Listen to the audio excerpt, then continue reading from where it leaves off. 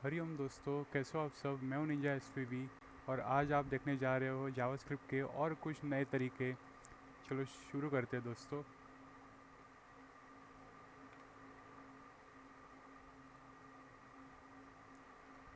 तो जैसे कि आप यहाँ देख रहे हो, index.html जो फाइल क्रिएट की थी उसे अभी कोड से फिल करेंगे। तो यहाँ पे JS ट्यूटोरियल्स ये टाइटल दूंगा मैं। इसके बाद आज हम क्वेरी सिलेक्टर्स और ऑब्जेक्ट्स और एरिथमेटिक ऑपरेटर के बारे में जानेंगे। तो ये तीन कंसेप्ट के लिए पहले एक यूज़र इंटरफेस क्रिएट करना चाहिए। तो वो है simple head tag, H1 tag जिसे हम कहते हैं। तो इसके यहाँ जो नाम मैं दूंगा वो होगा जावास्क्रिप्ट लर्निंग।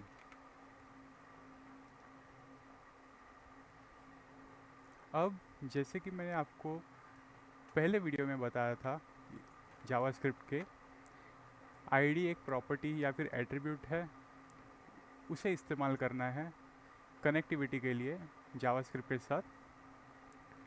तो आईडी में दूंगा आईडी हेडर JS।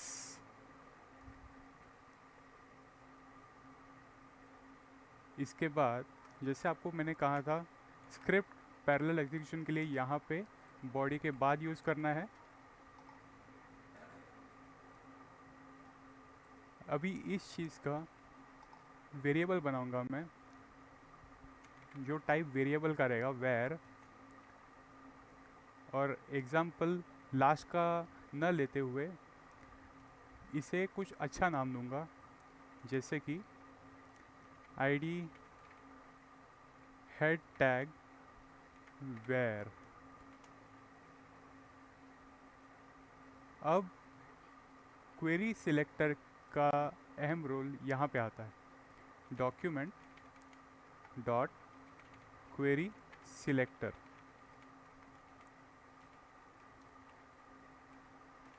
यह है तरीका क्वेरी सिलेक्टर कैसे लिखना है इसका। तो इस डबल कोट्स के अंदर हमें क्या फिल करना है, सिलेक्टर।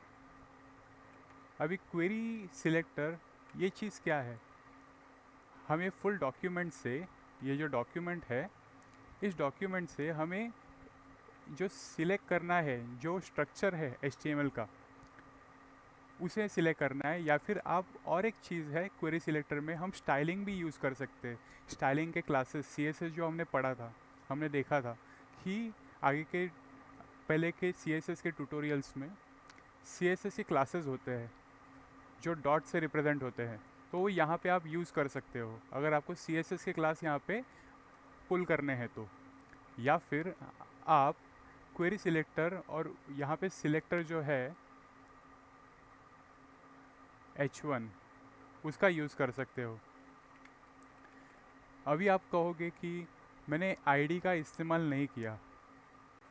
मैंने नहीं किया, पर मैंने सेफ्टी के लिए पहले से ही रखा है। अगर मुझे JS का यूज़ करना हो तो आपको आदत बनानी चाहिए, जब भी आप JS का यूज़ करोगे आईडी बना के तैयार रखिए, क्योंकि कब कौन सी फंक्शन आपको देनी हो एज़ पर रिक्वायरमेंट वो आपको पता बाद में चलती है। तो इसलिए पहले से एडवांस में आपको बना के रखना चाहिए।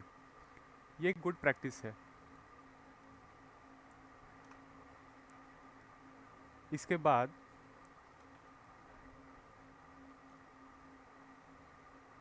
ID head tag where dot inner HTML, जिससे HTML के कंटेंट अपडेट हो जाएंगे अगर हमने ये कोड्स के अंदर कुछ वैल्यूज़ दी तो यहाँ पे कुछ वैल्यूज़ मैं दूंगा अभी जो स्ट्रिंग में होंगे। जैसे यहाँ पे लिखा है जावास्क्रिप्ट लर्निंग, तो यहाँ मैं लिखूँगा JS इज़ कूल। इसके बाद मैं सेव करूँगा।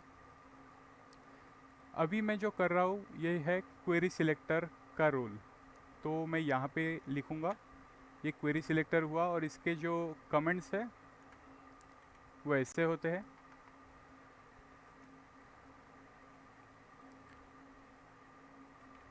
अब मैं इसे रन करूँगा, JS स्कूल डायरेक्टली आ गया। तो आप देख सकते हो यहाँ पे मैंने जो डाला, जो पुट किया मैंने इनर HTML में, वो डायरेक्टली रिफ्लेक्ट हुआ। अगर आपको ऐसे नहीं चाहिए तो पहले आप इसे कमेंट कर दो इस तरह से, और आप रिफ़्रेश करके देख सकते हो कि ये जावास्क्रिप्ट लर्निंग जो पहले का कंटेंट है वो ऐसे ही है। उसके बाद जब ये डॉक्यूमेंट डॉट क्वेरी सिलेक्टर का यूज़ होता है, जिससे H1 टैग यहाँ पे बाइंड या फिर कनेक्ट हो जाता है, उसके बाद इनर HTML का यूज़ करके उसके अंदर के कंटेंट को हम अपडेट कर सकते हैं कुछ इस तरह। पहले सेव कर लूँ, रिफ्रेश। तो ये था क्वेरी सिलेक्टर। इसके बाद ऑब्जेक्ट्स के यहाँ आएंगे। ऑब्जेक्ट्स का कंसेप्ट बहुत सिंपल है। यहाँ पे ऑब्जेक्ट्स जो है वो होते हैं की वैल्यू पैर में। अगर आप क्लास या फिर कुछ जो लोगों को पता होगा कि क्लास और ऑब्जेक्ट्स का क्या कनेक्शन है, अगर नहीं पता होगा तो आगे के ट्यूटोरियल्स में हम देखने वाले हैं क्लास और ऑब्जेक्ट्स का क्या यूज़ होता है। पर ये जो है, ये जो ऑब्जेक्ट होगा JS में, वो की वैल्यू पैर में होगा। आपको बताऊंगा मैं वो की वैल्यू पैर, या फिर उसको डिक्शनरी भी बोलते हैं, पर यहाँ पे जावास्क्रिप्ट के इसमें हम उसको सिर्फ ऑब्जेक्ट के नाम से यूज़ करेंगे और बुलाएंगे भी। यहाँ पे एक वेरिएबल यूज़ करता हूँ मैं। पहले यहाँ पे टाइटल दूंगा ऑब्जेक्ट्स, और यहाँ पे मैं कॉन्स्ट दूंगा। इसकी वैल्यू मुझे बदलनी नहीं है, तो यहाँ पे वैल्यू होगी कॉन्स्ट नेम ऑफ थिंग। तो ये मैंने एक प्रीफिक्स दिया जो कॉन्स्ट को डिपिक्ट करेगा या फिर रिजेंबल करेगा। इसका मतलब कि इसे दर्शाएगा कि एक कॉन्स्ट वेरिएबल है। उसके बाद नेम ऑफ थिंग, और इसके बाद इसका जो सिंटैक्स है वो कुछ इस तरह है। Curly braces. तो इसे सबसे पहले मैं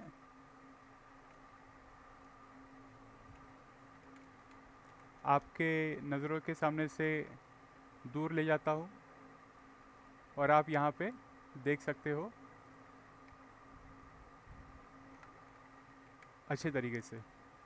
तो ये कॉन्स्ट है, कॉन्स्ट नेम ऑफ थिंग है। यहाँ पे मैं वैल्यू दूंगा, सबसे पहले की दूंगा, तो की होगा नेम। इसका वैल्यू मैं दूंगा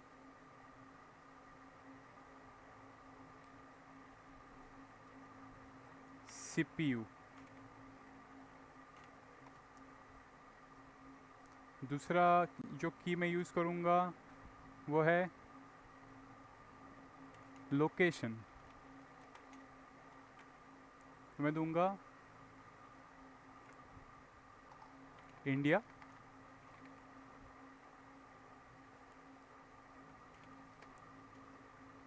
third, headquarter.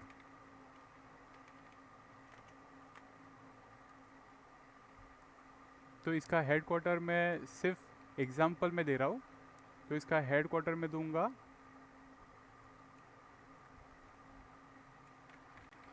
Canada.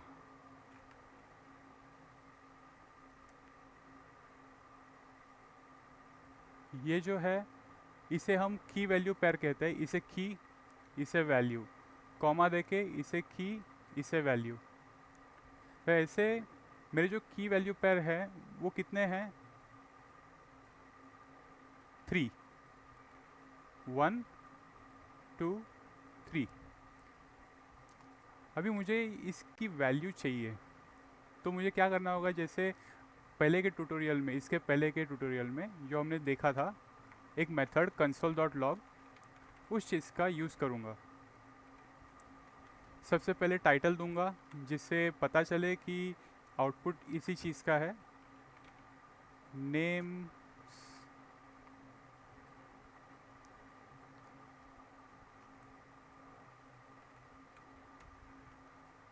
And results, या फिर नेम्स एंड वैल्यूज़। तो ये वेरिएबल के साथ अगर आप देखें कि सिर्फ नेम ही जुड़ता है, बाकी सब मैंने आपको सिर्फ एग्जांपल के लिए दिया है विथ मल्टीपल की वैल्यूज़, तो जिससे आपको पता चले कि एक से ज़्यादा कैसे होते हैं। और अगर आपको ऑब्जेक्ट्स बनाने हो तो आपको इसे एरे में डालना होता है, वो आगे का कंसेप्ट है, उससे आप अभी के लिए उसको मतलब बीच में लाना ये कंसेप्ट के लिए अच्छा नहीं है, तो आपको कन्फ्यूजन हो सकता है, इसलिए इसे अवॉइड करेंगे। तो ये जो है ऑब्जेक्ट है। अभी मुझे टाइटल देना है, टाइटल दे दिया मैंने। उसी तरह अब मुझे इसके वैल्यूज़ चाहिए,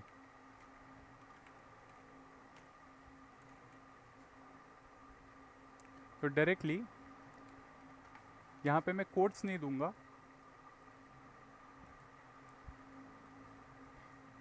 ये जो वेरिएबल है, वेरिएबल को यहाँ पे मेथड के अंदर पुट करना है। उसके बाद नेम जो उसका की है, अगर वैल्यू हमें एक्सट्रैक्ट करना है तो वेरिएबल नेम, उसके बाद डॉट या फिर कॉन्कैटिनेशन हम इसे कहते हैं, कॉन्कैटिनेशन के बाद नेम, ये की। सो ये सीपीयू आपके console.log में पुट हो गया है। उसी तरह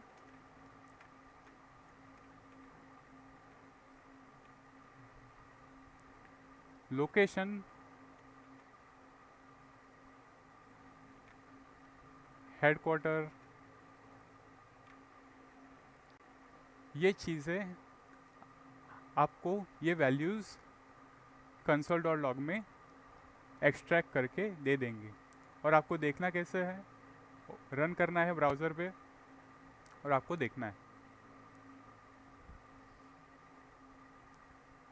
तो ब्राउज़र ओपन ही है, console.log को कैसे देखना है, 3 डॉट्स के यहाँ पे मोर टूल्स, डेवलपर टूल्स, आप देख सकते हो नेम्स एंड वैल्यूज़ का टाइटल जो है वो यहाँ पे है, सीपीयू इसका फर्स्ट वैल्यू है, इंडिया सेकंड वैल्यू है, कनाडा थर्ड वैल्यू है।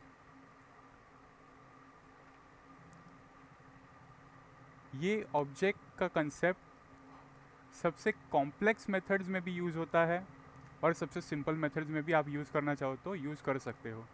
ये बेसिक सी चीज़ है जो आपको बड़े से बड़ा एप्लीकेशन बनाने में हेल्प करेंगे। तो ये सबसे पहले कंसेप्ट मैंने आपको लिया, क्योंकि आपके लिए लिया मैंने, जिससे आपको कॉम्प्लेक्स के यहाँ पे अगर स्टेप्स लेने हो तो ये बेसिक नॉलेज आपका क्लियर हो जाए। तो ये था ऑब्जेक्ट। अभी लास्ट देखेंगे एरिथमेटिक ऑपरेटर्स। तो एरिथमेटिक ऑपरेटर्स यहाँ से मैंने लिया, ओके।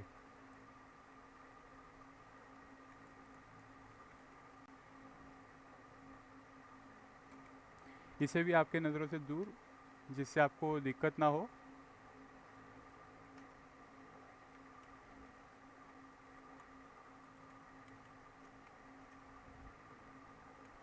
ओके,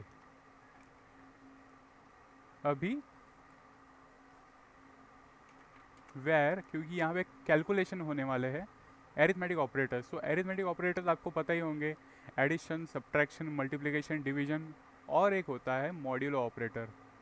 तो इन चीज़ों के बारे में हम यहाँ पे विथ एग्जांपल देखेंगे। वेयर एड वेयर, तो इसे मैं वेरिएबल में पुट कर रहा हूँ, या फिर आपको सिंपल तरीके से आपको दिखाता हूँ। सबसे पहले कंसोल डॉट लॉग में डायरेक्टली पुट करेंगे कंसोल डॉट लॉग 2 + 3, तो इसका आउटपुट पहले देखेंगे। नीचे के सब सारे कंटेंट्स को मैं कमेंट कर रहा हूँ। कमेंट करना है तो आपको कंट्रोल और स्लैश, जो आपके शिफ्ट राइट शिफ्ट के लेफ्ट हैंड साइड में रहता है, क्वेश्चन मार्क के बटन के यहाँ पे फ्रंट स्लैश जिसे हम कहते हैं, वो यूज़ करना है। तो उसका आउटपुट अब देखेंगे 5 आना चाहिए। आप देख सकते हो दोस्तों, यहाँ पे 5 है। उसी तरह यहाँ पे मैं माइनस दूँ और सेव करूँ, रिफ्रेश, तो यहाँ पे -1 होगा। एस्टेरिस्क, जिसे हम मल्टीप्लिकेशन रिप्रेजेंटेशन बोलते हैं, वो यूज़ करेंगे। ये मल्टीप्लिकेशन के लिए है एस्टेरिस्क, जिसे हम एस्टेरिस्क कहते हैं। एस्टेरिस्क ऐसे होता है,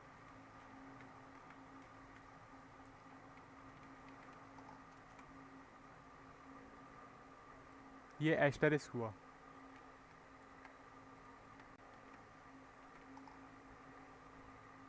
तो 2 × 3 6। इसी तरह डिवीजन, ये डिवीजन का सिंबल, डिवीजन की वैल्यू, रिजल्ट यहाँ पे आप देख सकते हो। अब आता है अलग कंसेप्ट, मॉड्यूलो। मॉड्यूलो देखते हैं क्या आता है, 2। तो दोस्तों मॉड्यूलो कंसेप्ट आपको पता हो या ना हो, मॉड्यूलो कभी भी रिमाइंडर देता है। डिवीजन में अगर आप डिवाइड करो 3/2, तो आपको क्या आंसर आता है वो अलग है। पर आपको अगर 2/3 करना हो तो इसका आंसर अलग है। पर जब इसका आंसर आता है वो क्वोशंट में आता है डिवीजन का, तो वो क्वोशंट जो होता है वो डिवीजन में आप देख सकते हो। 2/3 का जो हमने देखा वो क्वोशंट में जो उसका आंसर था वो था। पर रिमाइंडर जो होता है, रिमाइंडर क्वोशंट के यहाँ पे अगर ज़ीरो हो तो रिमाइंडर में जो वैल्यू होती है वो यहाँ पे पुट होती है। तो यहाँ पे 0 क्वोशंट था, तो इसलिए उसका वैल्यू यहाँ पे 2 आया। अगर यहाँ पे मैंने 0 दिया तो क्या होता है देख सकते हो आप, 0। और अगर मैंने यहाँ पे 0 दिया तो नॉट अ नंबर। तो दोस्तों नॉट अ नंबर यानी क्या, यहाँ पे ये नंबर है ही नहीं, ये अनडिफाइंड, या बोल सकते हो कि ये जो टाइप है उसे मैच नहीं हो रहा, तो इसलिए ये नॉट अ नंबर है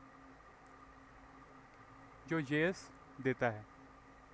तो ये था एरिथमेटिक, जो है यहाँ पे लिखता हूँ मैं, प्लस माइनस, एस्टेरिस्क यानी कि multiplication, division, modulo.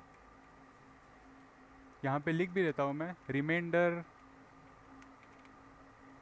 Is consider, is taken.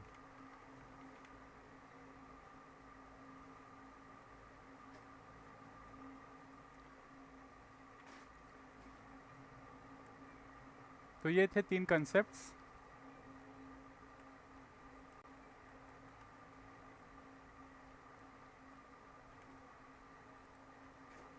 एक एरिथमेटिक ऑपरेटर्स, ऑब्जेक्ट और क्वेरी सिलेक्टर।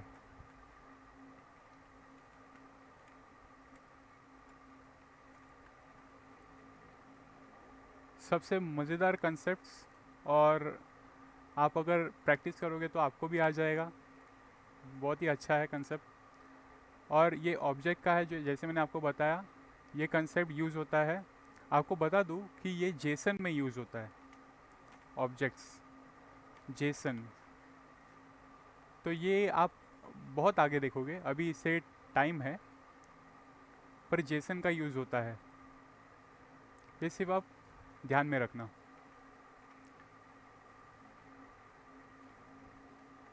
तो दोस्तों, उम्मीद करता हूँ आज का वीडियो आपको बहुत अच्छा लगा होगा, और इसी तरह कुछ आगे हम जावास्क्रिप्ट के बारे में और देखेंगे और सीखेंगे।